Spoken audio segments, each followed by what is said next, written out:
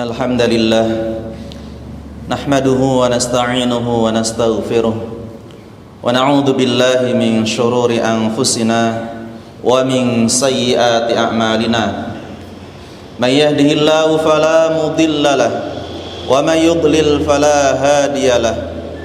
Asyhadu an la ilaha illallah wahdahu la syarika lahu wa asyhadu anna Muhammadan 'abduhu wa rasuluh. Qala Allah Ta'ala fi kitabihil karim, ya ayyuhalladzina amanu taqullaha haqqa tuqatih wa la tamutunna illa wa antum muslimun. Ya ayyuhan nasu taqu rabbakumul ladzi khalaqakum min nafsin wahidah wa khalaqa minha zawjaha wa batha minhuma rijalan katsiran wa nisaa'a wattaqullaha alladzi tasaaluna bihi wal arham innallaha kana 'alaikum raqiba. Ya ayyuhalladzina amanu taqullaha wa qulu qawlan sadida yuslih lakum a'malakum wa yaghfir lakum dhunubakum wa man yuti'illaha wa rasulahu faqad faza fawzan 'azima. Fa inna asdaqal hadithi kitabullah wa khairal hadi hadi Muhammadin sallallahu alaihi wasallam wa syarrul umuri muhdatsatuha wa kullu muhdatsatin bid'ah wa kullu bid'atin dhalalah wa kullu dhalalatin finnar. Ma'asyiral muslimin, jamaah sidang Jumat yang semoga kita senantiasa diberkahi dan dirahmati oleh Allah Subhanahu wa taala. Kita bersyukur pada Allah Subhanahu wa taala dengan segala nikmat yang Allah berikan pada kita semua, sehingga kita masih tetap dalam keadaan sehat walafiat dan dalam keadaan yaitu diberi kemudahan oleh Allah Subhanahu wa taala di dalam menjalankan segala aktivitasnya. Dan nikmat yang tentunya paling utama adalah nikmatul iman dan nikmatul Islam. Kita bisa mengenal agama Islam, kita bisa mengenal yaitu iman, mempelajari akidah yang mana itu merupakan pondasi yang ada pada diri seorang muslim. Kemudian kami sebagai khatib mewasiatkan kepada diri kami pribadi dan juga kepada jamaah sekalian untuk senantiasa bertakwa kepada Allah Subhanahu wa taala. Usikum wa iyaya bittaqwallah. Dan Nabi sallallahu alaihi wasallam beberapa kali khutbah beliau mengatakan usikum bittaqwallah. Aku wasiatkan kepada kalian untuk senantiasa bertakwa kepada Allah Subhanahu wa taala. Karena begitu pentingnya di dalam bertakwa kepada Allah. Bahkan takwa ini merupakan bekal kelak di akhirat. Wa tazawwadu fa inna khairaz zadi taqwa. Sebagaimana yang Allah firmankan di dalam Al-Qur'anul Karim, dan hendaklah kalian berbekal atau berbekallah kalian, dan sebaik-baik bekal adalah bekal takwa. Tentunya kita mengetahui semua bahwasanya dengan bertakwa kepada Allah Subhanahu wa taala dalam artian menjalankan segala perintah Allah dan menjauhi segala larangan-larangannya. Alhamdulillah, saat ini kita telah memasuki atau bulan Rabi al-Awwal yang hampir habis ya. Dan kita tahu bahwasanya bulan Rabi al-Awwal ini merupakan lahirnya Rasulullah sallallahu alaihi wasallam dan wafatnya. Dan tentunya yang disepakati oleh para ulama berkaitan dengan hijrah Nabi sallallahu alaihi wasallam yaitu tanggal 1 Hijriah itu telah disepakati oleh para ulama. Sehingga beliau lahir tahun 53 sebelum hijrah dan beliau wafat tahun 11 setelah hijrah. atau 11 Hijriah. Ini berkaitan dengan tahun Nabi SAW yang kaitannya lahir dan wafatnya. Adapun berkaitan dengan bulannya, itu diperselisihkan oleh para ulama dengan perselisihan yang cukup banyak. Hanya saja yang masyhur atau yang pendapat yang terbanyak di kalangan jumhur ahli sirah, yaitu lahirnya Nabi di bulan Rabiul Awal, kemudian wafatnya pun juga di bulan Rabiul Awal. Ini termasuk pendapat jumhur atau mayoritas di kalangan ahli sirah an-nabawiyah. Adapun berkaitan dengan tanggalnya, maka para ulama pun berbeda pendapat.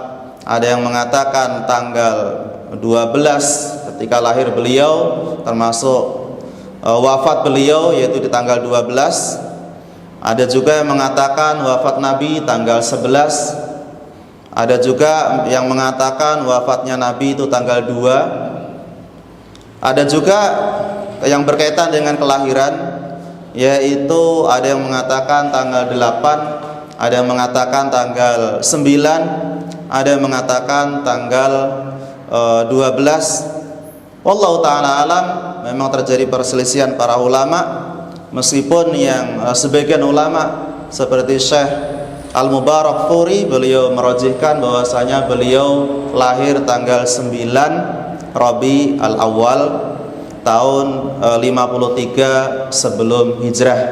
Dan ini juga termasuk tanggal yang disepakati atau masyhur di kalangan ahlu hisab atau ahlul falak, yang mereka menetapkan lahirnya tanggal 9. Meskipun ini juga kebenarannya tentunya belum bisa dipastikan, karena memang hal itu dirahasiakan ya di kalangan ulama-ulama terdahulu atau di kalangan sahabat ya. Kenapa? Karena memang hal ini suatu yang tidak terlalu penting.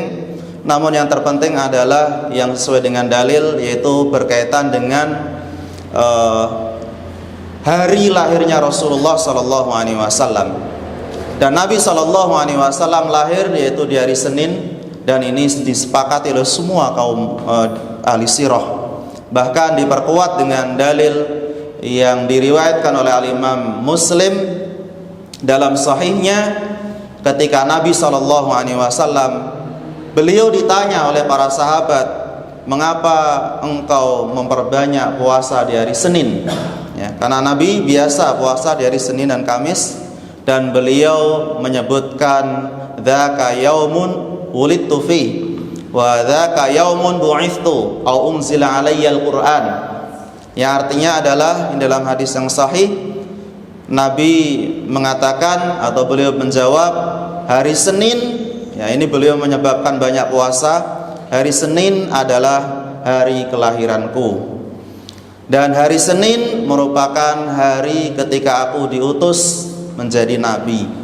Jadi Nabi SAW mengingat kelahiran beliau dengan cara memperbanyak puasa di hari Senin. Maka dari situ ayyuhal ikhwan rahimani wa rahimakumullah, jikalau memang benar-benar kita cinta kepada Nabi SAW dan ingin memperingati hari kelahiran Nabi, maka berbanyaklah berpuasa di hari Senin.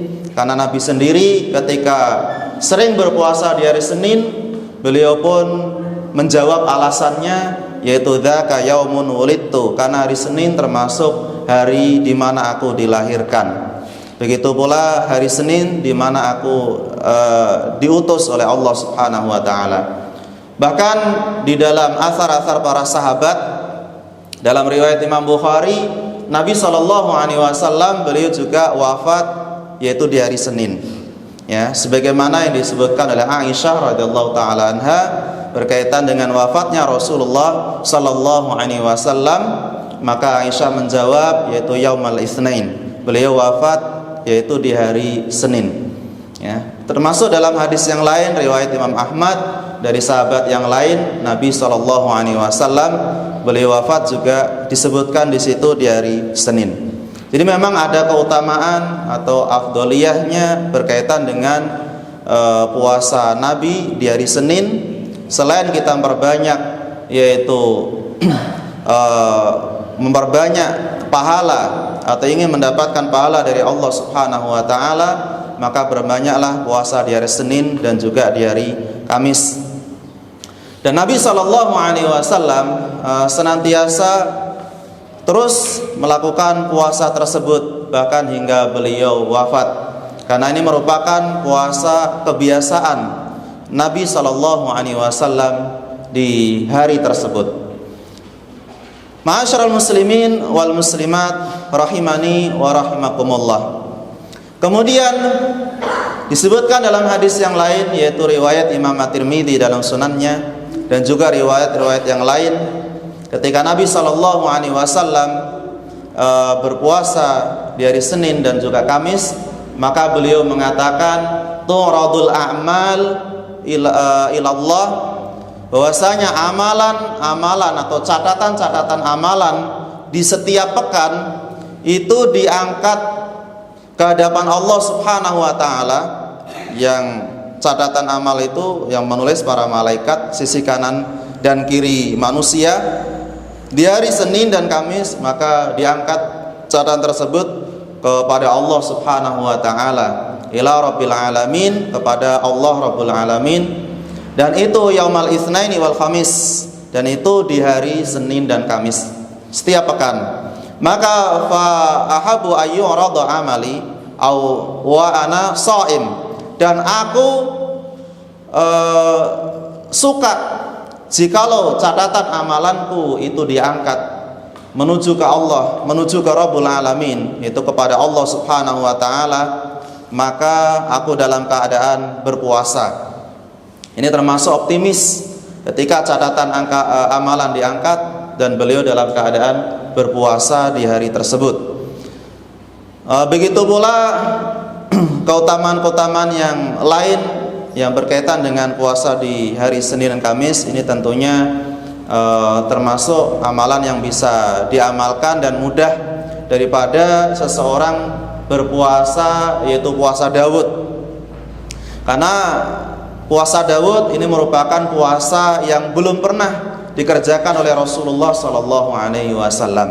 Karena memang puasa Daud ini merupakan puasa Nabi Daud alaihissalam, yaitu Nabi yang pernah hidup sebelum Rasulullah SAW. Dan Nabi SAW beliau mengatakan, ahabu siyam Daud, wahabul qiyam Daud. Dan berkaitan dengan puasa yang paling dicintai oleh Allah Subhanahu wa taala, yaitu puasa Nabi Daud. Nah, maka di situ disebutkan yasumu yauman wa yuftur yauman, yaitu puasa sehari dan tidak berpuasa sehari dengan cara selang-seling. Ini dalam hadis yang sahih riwayat Imam Bukhari dan Muslim. Namun ingat bahwasanya meskipun ini termasuk puasa yang afdal dan bagi yang mau melaksanakan maka silahkan, namun tentunya untuk lebih mudahnya yaitu dengan berpuasa di hari Senin dan Kamis. Yang pertama karena memang catatan amal diangkat kepada Rabbul alamin. Kemudian di hari Senin khususnya yaitu kita mengingat kelahiran Rasulullah sallallahu alaihi wasallam. Cuma itu yang ada di dalam hadis Nabi sallallahu alaihi wasallam. Tapi itu saja. Barakallahu li wa lakum fil Qur'anil azim wa nafa'ani wa iyyakum bima fihi minal ayati wa dzikril hakim. Aqulu qouli hadza wa astaghfirullah li wa lakum innahu huwal ghafurur rahim.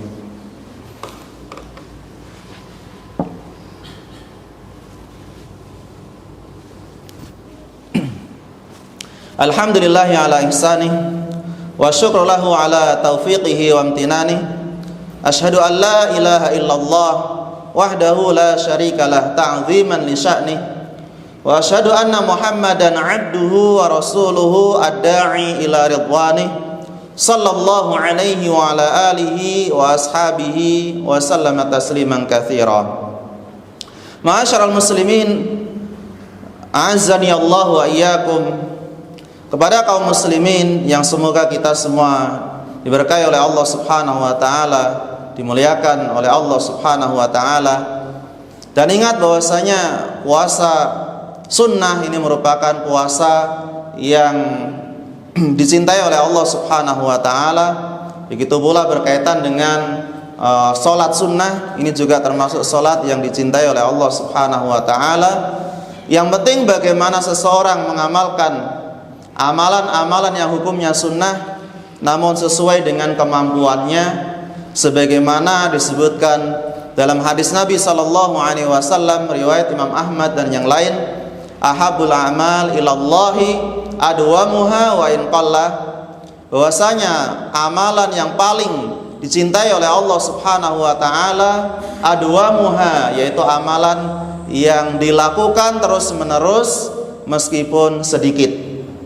Karena memang seseorang terkadang semangat dalam beramal soleh, kepengennya langsung banyak, namun ternyata baru 1 bulan 2 bulan setelah itu timbul kemalasan, sehingga akhirnya pun dia tidak bisa mengamalkan secara mudawamah atau secara terus-menerus. Alangkah baiknya dia mengamalkan amalan yang sedikit namun dia lakukan secara rutin. Entah itu berkaitan dengan sholat duha, tapi bisa dilakukan secara rutin 2 rakaat, itu lebih baik. Kemudian misalkan di waktu malam hari sholat tahajud, dia bisa mengerjakan 2 rakaat setiap malam dan itu bisa rutin, maka itu tentunya lebih baik daripada dia mengerjakan 11 atau 13 ya, atau kurang dari itu, namun ternyata dia hanya bisa mengerjakan beberapa malam, setelah itu berbulan-bulan tidak mengerjakannya lagi. Karena memang yang paling dicintai oleh Allah Subhanahu wa taala adwamuha wa in qalla, yaitu amalan yang terus-menerus meskipun sedikit. Karena memang hal itu merupakan amalan yang butuh dengan adanya mudawamah. Memang ada di sana amalan-amalan yang berasal dari Nabi Shallallahu Alaihi Wasallam dan juga berasal dari syariat Islam. Memang ada yang tidak mudawamah, ya tentunya hanya beberapa amalan saja. Seperti apa? Contohnya akikoh. Akikoh itu kan cuma 1 kali dalam seumur hidup, ya. Maka hal ini tentunya hendaknya dilakukan, diupayakan. Toh itu hanya sekali saja dalam seumur hidup manusia. Ya, ini termasuk amalan yang tidak mudawamah, memang hanya sekali saja. Begitu pula ada amalan yang lain seperti khitan. Khitan ini juga cuma sekali saja seumur hidup, ya. Hanya saja di sana ada amalan-amalan yang memang butuh dengan terus-menerus atau rutinitas atau kontinu, ya. Arti kontinu adalah terus-menerus. Nah, ini hendaknya dilakukan, ambil mana yang lebih mudah, ambil mana yang lebih sesuai dengan kondisi dirinya, sehingga dia bisa mengerjakannya dan bisa dia lakukan secara terus-menerus atau mudawamah. Innallaha wa malaikatahu yusalluna 'alan nabi ya ayyuhalladzina amanu sallu 'alaihi wa sallimu taslima.